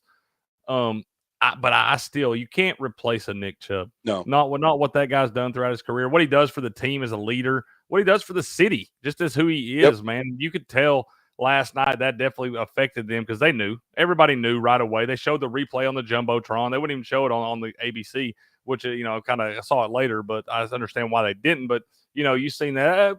Kudos to the Steelers fans. I thought it was a very classy move by them. Yeah, they were. They showed it up there on the Jumbotron, and they kind of, they all gasped and stuff, but they gave him a standing ovation. They were chanting his name. Very classy move by those guys in a game between two bitter rivals. Absolutely. So I was happy to see that because we don't see that enough these days. But, man, I hate it because I really don't think an injury will affect the team more this year than it has affected the Cleveland Browns, than the Nick Chubb injury will affect the Cleveland Browns. And we got to go back to the Browns, but I want to hit Kenny Pickett real quick. That's another guy that was not getting protected, man. He was getting his ass kicked. Shout out to that throw hitting George Pickens, man, for that 71-yard touchdown. You saw he got his ass knocked down on the ground. But what a hell of a throw. He's a tough dude, man. He's a tough dude. He is. Pickett to Pickens, man. Yeah. I've been saying all along he's going to hear that a lot, but I don't know that we will because I don't know that Kenny Pickett will be able to stand up right. He's another one like Carolina. This Steelers, this is their weak point for sure. They need to – they talk about investing in Najee Harris and all this stuff to help the running game and solidify the running game. You should have invested in some offensive linemen because it's garbage what they got up there, man. Kenny Pickett is a guy that can drop back. He's an athletic dude. He's not like a lethargic guy that can't get out of the pocket. He can do all those things, but he's just having to run for his life in spots. Oh, my gosh. Even dropping the dime like he did in George Pickens, he got lit up on that play, man. You got to protect these guys. These are your $30, $40 million guys. You draft them to be that, but you got to keep them standing upright, man. And the Steelers' offensive line has got all kinds of problems. Yeah, man, they do. They do. I mean, that defense bailed them out so bad, man. I mean, oh, man, Watts, and then, Highsmith had one hell of a game with the pick in the first quarter, the first set, but then also forcing that fumble.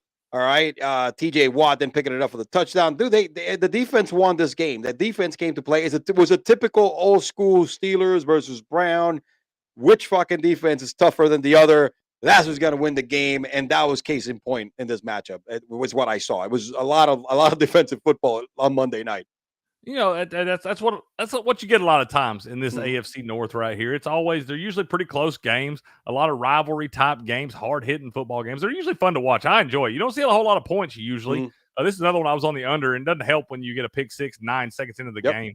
Like I said, I was still waiting for my first touchdown score in the Saints Carolina game, and they actually scored the first touchdown in the Browns Steelers game before that. And it's like, are you kidding me? Started an hour later, man.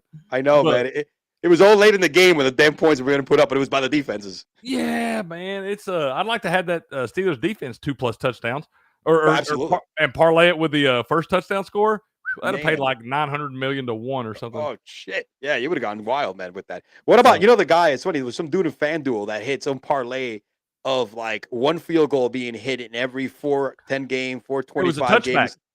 Was it touchback? Was it or game or maybe, field goal? Maybe another one. Will showed me one on the morning show this morning. There was a guy that picked. I didn't know you could bet this, but you can bet if they're like the first kickoff of every game to be a touchback. And the guy picked. You got to think. You figure most of the NFL games, the guys come out hype. You got all the pregame stuff. Everybody's juice is flowing. A lot of times they, they're going to drive it through the end zone on that thing. You don't see a lot of kickoffs right off the rip get returned. It was a parlay that like FanDuel had out there available. Some shit like that. It was some weird. My friends emailed it to me. I got to look it up and I'll share it with you. But it was this dude on the one that bet on the touchbacks. He got it right. A touchback on the first kick of every game. It was 10 to win like 847. Man, that's a juicy lick, man. I would just bet that every game. He's already paid for it 4 times over. Oh my gosh, man! I mean, let me tell you something. The degeneracy is really running wild in today's betting age, man. They have parlays on everything nowadays, man. You can build whatever the hell you want, man. I'm telling you, it's. They know even if we get them, that money ain't got no home. They know we're just holding it for them for a little while. They're talking about no home, man. DeShaun Watson, again, he didn't look that sharp in game 1. He hasn't looked sharp since he's gotten back, and last night was another case in point, my friend. 22 for 40. He looked horrible out there. Interception, 2 fumbles. All right. Not good, my friend. 6 had 22 yards on the ground, could not hit. There's no excuse for Elijah Moore to have 3 freaking catches. All right. You know what I mean? Elijah Moore should have been tailor-made to have a big game last week. All right, Yeah. at least 6 catches, 80 yards. There's no reason why. I mean, I know Amari is the guy, and he came back kind of late, but you already had practice all week long with freaking Elijah Moore being your number one guy. I think this falls a lot on I understand the defense for the Steelers was really, really good, but a lot of this falls on the quarterback that you paid fully guaranteed money for. A lot of fully guaranteed money right here. And you're going to start to hear those rumblings. I'm sure he's been hearing them all day up in Cleveland if you're DeShaun Watson, because they did pay you a lot of money, man, for moments like last night. Now, granted, I believe that was pass interference on that at the end of the game there. So, I mean, that drive should still be going. He should still have his shot. So, not all his fault at that moment. Now, made some mistakes early on. And the fumbles, really, it's kind of a weird stat line. It looks like he played a lot worse than he did. The first pick six is tipped. Not really his fault right there. The sacks and sack fumbles and stuff like that, that's just not lack of protection. They got a pretty solid offensive line there in Cleveland. That's why they pride in running Chubb up that thing right there. They got offensive line that can protect the guy, but maybe holding the ball too long. But they paid you to win games like this in spots like this. So you got to start taking advantage of some of those games. And it's going to – rumblings probably get louder in Cleveland, man. He's looked off right now. He hasn't looked. I mean, it's at what point do we start saying, already, enough is enough. He had enough games. When do we start saying that we fucked up? It's such a Browns thing to do, too. Pay somebody a whole shit ton of money to come up there and just be terrible. I know. That's what the Browns do. And with that being said, Mr. DeShaun Watson is. Le who? The her. He is my loser of the week, my friend. All right. Look, let's get real over here. All right. DeShaun Watson right now in 8 games, apart from what happened, and aside of what happened last night. All right. 8 game of his career right now. He's played 8 games with Cleveland, 57% completion percentage, 1,491 yards, 186 yards per game, 9 touchdowns, 7 interceptions, 76 passer rating. The Browns gave up 3 first-round picks, a third, a fourth. Paid him $250 million. Exactly. And when I said, at what time do we say, Cleveland, we definitely have a problem, and I think we're heading to that point where we fucked up, all right? I right now, I think you just got to cross your fingers and pray or whatever it is you do in spots like that. Meditate if you're a Cleveland fan, because you're just hoping that it's not, and you don't have any other option. It's not like you're going to bench the guy. He's your guy. You don't give him all that money and put him on the bench. So, and I don't think you don't have any trade value. Nobody's going to trade for him and take that contract off your hands. They thought you were a fool when you gave it to him. That's the problem. And so that's what I'm saying. You're going to be that's going to tie up the salary cap for some years. You kind of got to just hope and pray that he winds up being the guy and figures it out. And I don't think we can lose hope on him just yet. We got to figure, he almost took pretty much a whole year off there. Still maybe kind of and then got to play, still spending those games, get to kind of finish off the season when it was kind of out of hand anyway. Kind of hard to get hype and focused on those games. But they're 1-1 still. They had a chance to win the game last night. That's what they want. They want the team to win games, and he's giving them a chance to win games. But when he gets a chance at the end like that, he's got to take advantage and really, really, you can blame it on the pass interference penalty, but he didn't look polished that whole drive. There's people looking at each other right now in Cleveland, my friend, in that front office, that back office, fans, and they're like, man, I don't know. It was at this moment that he knew he fucked up. That's exactly what's in their minds right now. And shout out to my boy, Mock Draft Guy. I follow him on Twitter. I've been following him for a while. He follows me back. This is a great stat. And I said I had to steal this and put it on the podcast and make it a segment here as my loser of the week. Because I mean, we had some guys close by, but you got to pick. It gave me a little added incentive to just say, yeah, he's my loser of the week for this week. And not only him, man. We've already said all the stuff about Chubb. I think Cleveland is just the losers of overall. The Cleveland lost a lot, and they owe this man all that money. Well, I tell you what, we're gonna find out now if he's worth it, because he's got to take over. He's got to be the guy now. You lose your best player, you got to take over now, man. There ain't no more. It's time to put up or shut up. You've been paid a bunch of money. It's your time now. Security blanket is gone. Now is time to put on the big boy pants. All right, cut the fucking massages down. All right, and get out there in the damn cold, buddy. All right, and get it done. That's right. So I posted my we got to close the shutout with my rankings, buddy. I posted my own. I like to do this, after week 2, week 3, my top 10 rankings week over week, and this is what I have. And if you ask me, what do you use to make this? I don't nothing. I just fucking do my own my own analysis of what I think is the top 10 rankings. And I only do the top 10. I ain't gonna go to that shit, dude. I ain't got time for that. Right. But as of week 2, my friend, look, I'm swallowing a lot of crow here, putting the Cowboys in number 1, and I'm doing something different than I do every year. I kind of like underrank them because I don't like them. But this year I'm going to overrank them, all right, starting the year. Because this shit, we've seen this before. They start out good. They're good on paper. And then we have problems. So, hey, look, for now, your boy's going to swallow his Giants' pride. And I got them as number 1 in my book. Okay. I think I would flip-flop the Niners Niners? There. That's what I was going to do. Because the Niners, I like what I've seen out of them. Yep. I can't get a lot out of the Dallas games because I don't know. Playing in the monsoon against the Giants, playing against Zach Wilson with the Jets, I don't really know that I'm seeing, a lot that just tells me they're just heads and shoulders above everybody. I've seen more complete games out of the Niners. They played in a bad weather game too, looked good. So I'm really anxious to see this matchup at some point. I hope we get to, I don't know if they're on the schedule with each other, but I hope it's playoffs or something. This will be a fun matchup to watch. You talk about an old school football game right here, man. But I might even slide the Dallas to 3 just because I'm not sure on the teams they've played. But I like the Dolphins. I like what I've seen out of the Dolphins going on the road in week 1 at LA at the Chargers, a team with a lot of high expectations coming in, getting the job done there and a fun game to watch, and then coming back and going to the division rival in a place they've had a lot of trouble in years past up in New England and getting the job done against Belichick. Love what Mike McDaniel's doing down there. So I think I got probably Niners 1, Niners 1, Dolphins 2, and Cowboys 3 right there. Now, remember, the Dolphins have had problems in the past against the Bills until Tua came. True. I think Tua now is 5-0 or 4-0. One of the two. I forget what the number was going in against Bill Belichick. He's been the difference maker. See, to me, the Eagles and the Dolphins, they're interchangeable. They could have been number 3 or number 4. I'm just gonna put the Eagles there, just because I'll keep the NFC tip going as a Giants fan, But this one is interchangeable. I think the Eagles had a good bounce back game this past weekend. The Dolphins again went into a tough place to play and got it done, right? It wasn't an easy game. It's always hard. I don't care how bad the New England Patriots are, but when you got to go in on a rival game, it's always going to be difficult to win in Foxborough. So, I got the Ravens in number 5. I think the Ravens are, to me, they're the number 5 team. 2 games in, they didn't look good the first game against Arizona, neither the Giants. But so that should tell you either something about Arizona or it should tell you about rust from both teams. But the Ravens number 6, I think that's good. I got your Bucks at number 5. I got your Bucks at number 6. So number 6 to me could be, see, the Commanders, the Saints, the Falcons, and the Jack just get that default number 10 spot because they're probably the best 1-1 team, right? The Falcons are the last 2-0 team. And look, it's such a shit show, right? But I think the Bucks have played the best, had the better matchups, I guess, the tougher schedule, I guess. And the Saints haven't looked great, but again, to me, they have a better defense than the Falcons.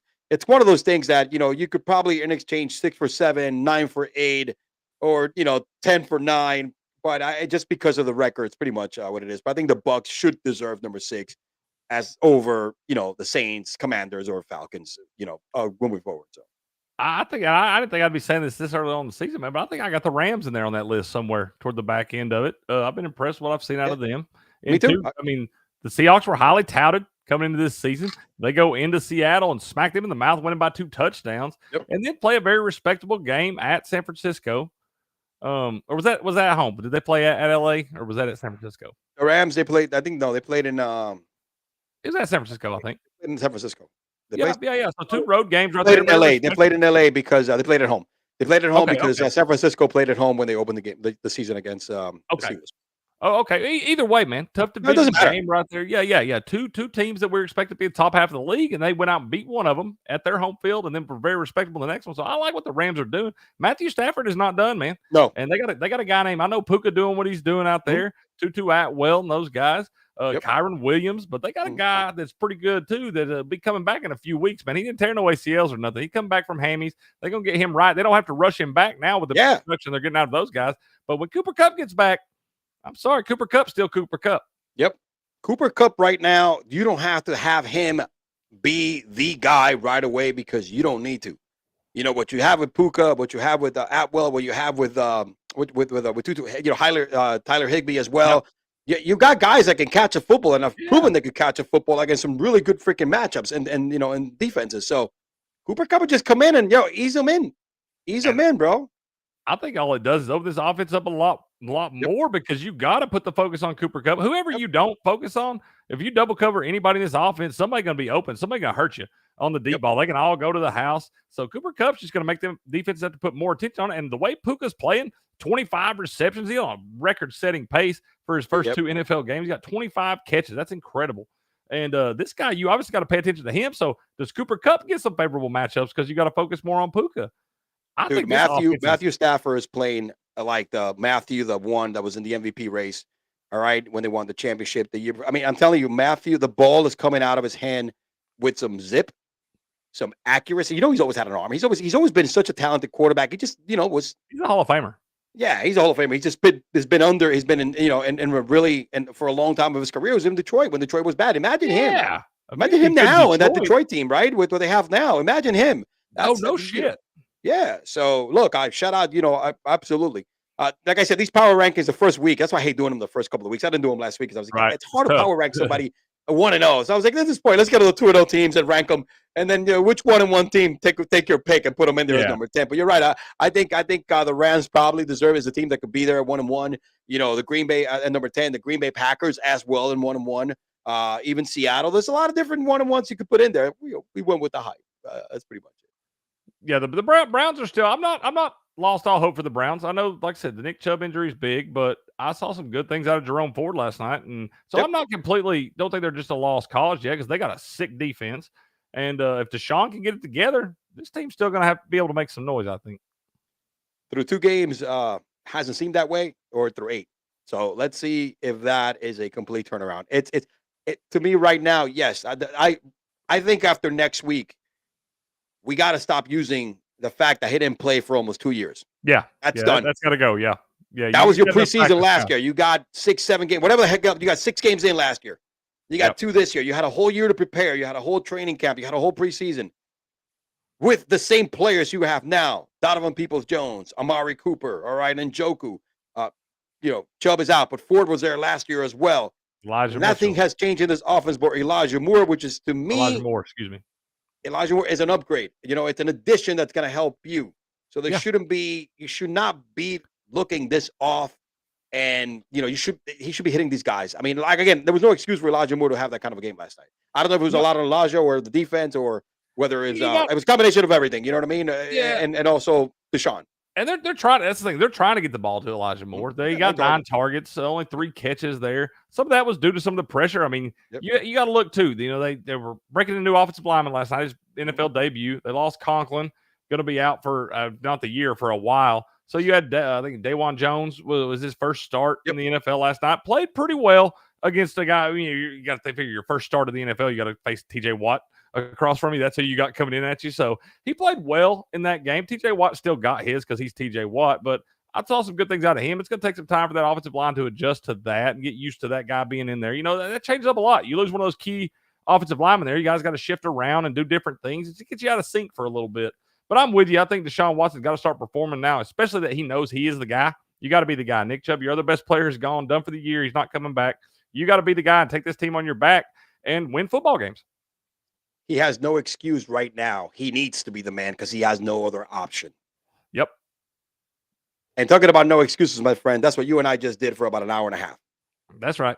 We gave him everything we had for the weekend. All right, we talked power rankings. We bullshitted our way through. Gave you some good nuggets, man, through an hour and a half of nothing but quality football, baby. Your boy Cricket was in the building, baby. You're going to see him more and more often. My man, I appreciate you having me in, man. I enjoy it. Real quick, I want to say something before we get off here, man. Go ahead, man. September is Suicide Prevention Awareness Month. I think, depression is a very real thing in our society these days. A lot of stuff going on in people's lives. Just kind of want to give you a little vote of confidence, man. Keep your head up. Keep your chin up. There are brighter days ahead. I know sometimes there's dark days. Doesn't feel like we can get to tomorrow, but just keep your chin up. Keep your head up. And always, the Suicide Prevention Hotline number is 1-800-273-8255. One more time, 1-800-273-8255. That's a 24/7 hotline, guys. Sometimes we just need somebody to talk to and get through those tough nights and things like that. But keep your chin up there. because there's always brighter days ahead. And I just want to give you guys a little vote of confidence before we got off here. Absolutely, man. Great stuff, man. Yeah, depression is a real deal. I think all of us go through it, and us as men especially try to hide it a lot of the time and don't try to deal with it as best we can. I deal with it a little bit different, and I'm not trying to Bible thump or anything, but I'm a Christian, and when I get down, man, my psychiatrist and my psychologist, the man upstairs, man, I pour my prayers on, and honestly, he's been good to me, but you got to find something that makes you get out of that dark hole. All right. Doesn't matter whether it's faith, whether it's, treatment or anything else. It is a real thing. Don't let it slide by. Not, tackle it head on, man, because at the end of the day, man, there's, like he said, there's always light at the end of the tunnel. Like you said, Cricket, and there's always better days ahead. Yeah, yes, sir. Take your mental health very seriously. Do the things that your brain is a muscle too, man. You got to do things that you're passionate about, things that make you happy and enjoy life. But yeah, you gotta do those things to get you through those tough times. But yeah, just keep your head up, man. The brighter days ahead. Absolutely, man. All right, Cricket, tell them where they could find you, bro. Give them your spiel there about sports locals, man. You got a lot of shit going on there. Some good stuff going on. Oh, man, for the best value in sports handicapping, come check us out over at sportspicks.locals.com. We have the great Robert Barnes making the official picks. He's been crushing it, 7-0 on his big 5% plays this year, having a really solid football season to start. We're only going to get better, man. You got a good community over there. You can interact, post your own stuff. We'll get back to you and interact with you, let you know how we feel about things. Come over there and check us out, man. sportspicks.locals.com, where we turn the odds in your favor. Hey, man, you can follow him on Twitter. He's right under, if you look at the ticker at the bottom, at Cricket 1414, if I'm not mistaken. That's on Twitter. Follow me at Joe's _talk on Twitter. Again, if you follow him, he gives you picks, pretty much on a weekly basis, night games. Tell him he does a good job, man. And then he's all over the place, bro. He's on a bunch of different shows, so you don't want to miss him anywhere. I mean, he's with Will and Game On every morning, man. I mean, you guys are just hustling the hell out of these, out of this market, baby. You're quartering this shit more than a cul-de-sac, baby. You know what I'm saying? When it comes to degeneracy, betting, and fantasy football, you know what I'm saying? Yes, sir. Yes, sir. We're trying, brother. I appreciate you having me on, man. I always enjoy doing this. One of my favorite shows of the week. Enjoy being able to get on here and just shoot the shit with you, man. We got Wake and Rake Sunday mornings, 9 a.m. Eastern time. Get on there with the guys from Patriot Sports Radio, Millie Goats. We got some different folks. Jordan from over at Truth Serum. Got a good crew on there, man. Check us out at 9 a.m. Eastern time on Sunday mornings, Wake and Rake. That's every Sunday. This Friday, my boy Jim from Fan in the Van and I are hitting another edition of Cigars and Sports, 9 o'clock. Tune in, live on Twitter, live on Rumble, live on YouTube. All right? With that being said, Cricket, we will see you next week, right? Yes, sir. I'll be here, man. Your boy E-Man, your boy Cricket signing out. Peace. Yo!